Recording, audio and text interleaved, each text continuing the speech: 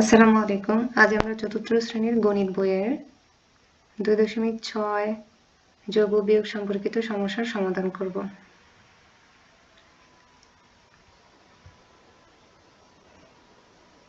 এক নম্বর অঙ্কটি হচ্ছে, একটি ট্রেনে 2450 জন যাত্রী আছেন, একটি স্টেশনে 842 জন যাত্রী নেমে গেলেন ও 798 জন নতুন যাত্রী উঠলেন। এখন ট্রেনটিতে মোট কতজন যাত্রী আছেন?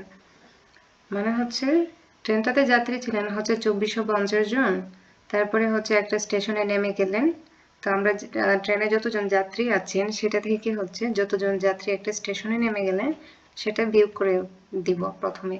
তারপরে হচ্ছে আবার নতুন যে যাত্রী উঠলেন সেটা যোগ করে দিলে মোট ট্রেনটিতে কতজন যাত্রী আছেন সেটা আমরা পেয়ে যাব।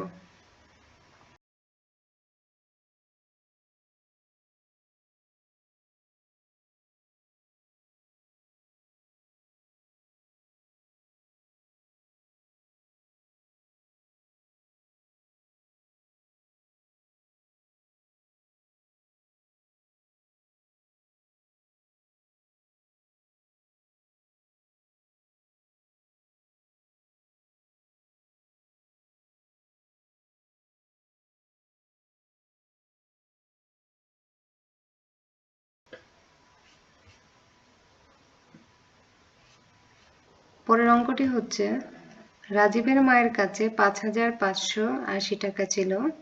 বাজারে যাওয়ার পূর্বে তিনি রাজীবের বাবার কাছ থেকে আরো 3420 টাকা নিলেন। কেনাকাটায় তিনি 7830 টাকা ব্যয় করলেন। তার কাছে এখন কত টাকা অবশিষ্ট আছে? আমরা এই অঙ্কটা এভাবে করতে পারি।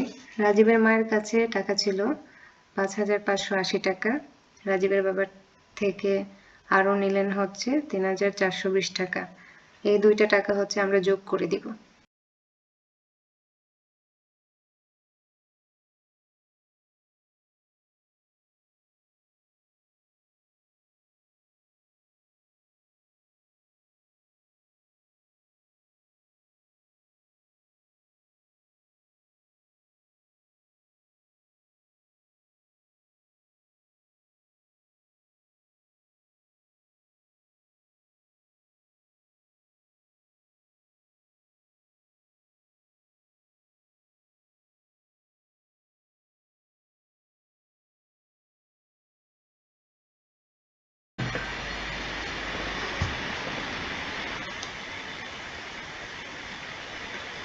দুই নম্বরের অঙ্কটি হচ্ছে, মা ও মেয়ের বর্তমান বয়সের সমষ্টি 112 বছর। 10 বছর পূর্বে মেয়ের বয়স ছিল 27 বছর। এখন থেকে 8 বছর পর মায়ের বয়স কত হবে?